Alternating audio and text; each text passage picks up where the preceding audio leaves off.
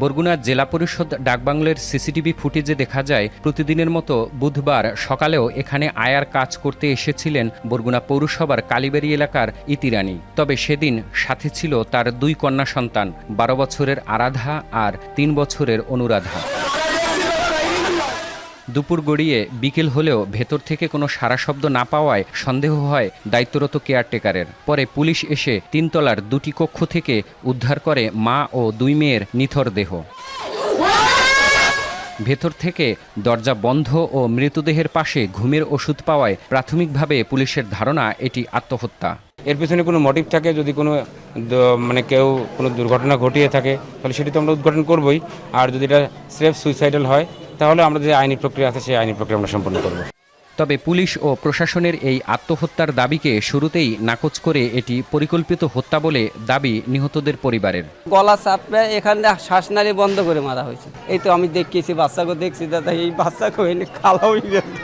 এখন তো আমার স্ত্রীর বাচ্চার গলায় দাগ পাইছি, তা তো হত্যা কিছু না, শুধু হত্যা, হত্যার আমরা বিচার চাই। ডাকবাংলোর সিসিটিভি ক্যামেরার 2 মিনিট 19 সেকেন্ডের ভিডিও ফুটেজ বিশ্লেষণ করে দেখা যায় ভিডিওটির শেষ দিকে ইতিরানীর হাতে কালো ব্যাগ নিয়ে একটি কক্ষে প্রবেশ করলেও সেই ব্যাগটি পাওয়া যায় পাশের কক্ষে তার বড় মেয়ের মরদেহের পাশে।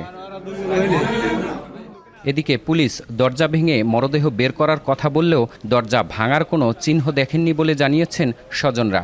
এছাড়া একটি কক্ষের জানালায় কোনো গ্রিল না থাকায় ঘাতক অনায়াসে পালিয়ে যেতে পারে বলে মনে করেন তারা। এইরকম ঘটনা যেন আর নারীর উপর হয় না, আপনারা এইটা সূক্ষ্ম বিচার করেন। কি কায়দা ভাঙলো দরজা বা ভিতর থেকে সিটকানি দেওয়া, আমার এই জায়গায় সন্দেহ হয়। আমরা এর ফাঁসি চাই, এর বিচার চাই।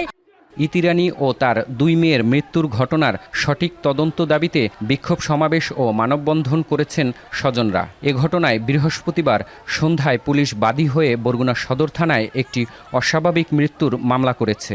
আর মৃত্যুর সঠিক কারণ উদ্ঘাটনে কাজ শুরু করছে জেলা সিআইডির ফরেনসিক টিম। সুজনা কোন, এখন, বরগুনা। 72 ঘন্টা ময়েশ্চার লক সমৃদ্ধ লিলি বডি ওয়াশ, শিয়া বাটারের গুডনেস স্কিন রিপেয়ার করে রাখে সফট ও গ্লোয়িং।